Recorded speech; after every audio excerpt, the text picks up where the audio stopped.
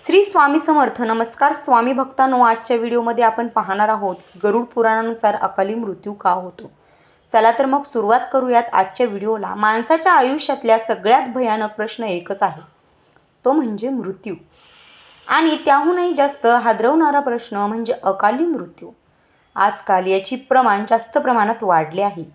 कोणीतरी तरुण वयात जातो, कोणीतरी अचानक अपघातात जातो, कोणीतरी आजाराने, तर कोणीतरी कोणताही इशारा न देता.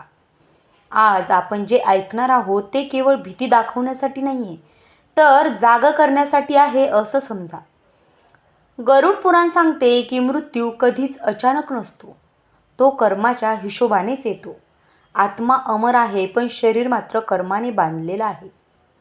गरुड पुराणात सांगितले आहे की आत्मा कधीच मरत नाही, पण शरीराला कर्मांची मदत असते, मर्यादा असते.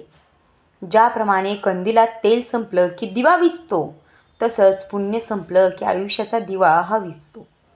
अकाली मृत्यू म्हणजे आयुष्य अपूर्ण राहणं नाही, तर कर्मांची गाठ आधीच संपणं असं आहे. त्यातील पहिलं कारण म्हणजे मागील जन्माचं ऋण.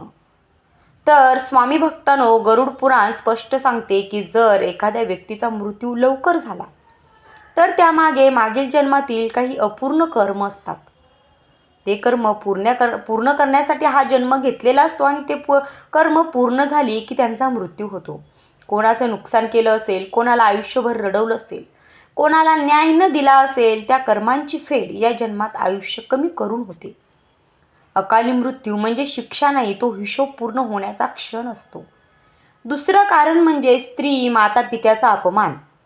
गरुड पुराणात फार कठोर शब्दात सांगितलं आहे, जो पुरुष स्त्रीचा अपमान करतो, बायकोला पायाशी वागवतो, आई वडिलांना दुर्लक्ष करतो, त्याच्या आयुष्यावर काळाची नजर लागते. अशा व्यक्तींचं पुण्य झपाट्याने कमी होतं आणि त्यांना अकाली मृत्यू जवळ येतो. कारण आईचे अश्रू, पत्नीचा आक्रोश आणि स्त्रीची वेदना हे सगळं देवही सहन करत नाही. तिसरं कारण ते म्हणजे अन्नदोष आणि अन्नाचा अपमान. गरुड पुराणात अन्नाला प्राण म्हटले आहे. अन्न वाया घालणं, खोटं पवित्र अन्न खाणं, उपाशी माणसाला न देणं, हे सगळे आयुष्य तोडणारे दोष आहेत. जो अन्नाचा अपमान करतो त्यांचं शरीरच त्याचा शत्रू बनतं. अनेक अकाली मृत्यू पोटाचे, रक्ताचे, आजारांचे हे सगळे अन्नदोषामुळे घडतं.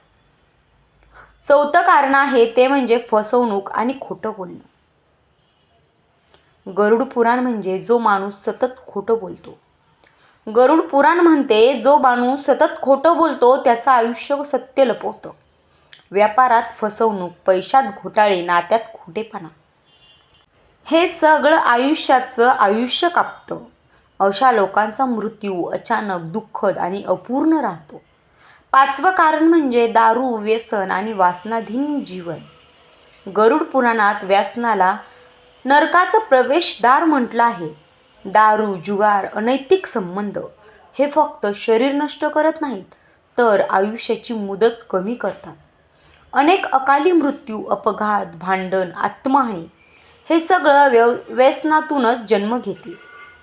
सहावं कारण आहे ते म्हणजे देवद्रोह आणि धर्माची थट्टा. आपल्याला देवद्रोह करणं, धर्माची थट्टा करणं हे काही साधं कारण वाटतं, ह्याचं काहीही आपल्याला वाटत नाही. परंतु गरुड पुराण सांगते की जो माणूस देवाची थट्टा करतो, धर्माला मूर्खपणा म्हणतो, श्रद्धेचा अपमान करतो, त्याच्यावर रक्षणाची छत्रछाया हटते. मग अपघात, आजार, अकस्मात घटना हे सगळं त्याच्या आयुष्यात येतं. पण गरुड पुराण उपायही सांगते. गरुड पुराण फक्त भीती दाखवत नाही, तर ते मार्ग देखील दाखवतं. भक्तांनो, आई वडिलांची सेवा, स्त्रीचा मान, अन्नदान, सत्यवाणी, नामस्मरण आणि गरिबांना मदत हे सगळं आयुष्य वाढवणारं पुण्य आहे. शेवटचा विचार, शेवटचा संदेश म्हणजे जर तुम्ही हा व्हिडिओ ऐकत असाल आणि तुमच्या आयुष्यात कोणीतरी अकाली गेलं असेल, कोणीतरी अचानक हरपलं असेल, तर एक गोष्ट मात्र नक्की लक्षात ठेवा, तो अपूर्ण गेला नाही, त्याचा हिशोब पूर्ण झाला होता.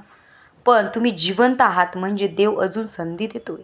आजच वागणूक बदला, आज कर्म सुधारा. कारण गरुड पुराण म्हणते की मृत्यू टाळता येत नाही, पण अकाली मृत्यू मात्र टाळता येतो.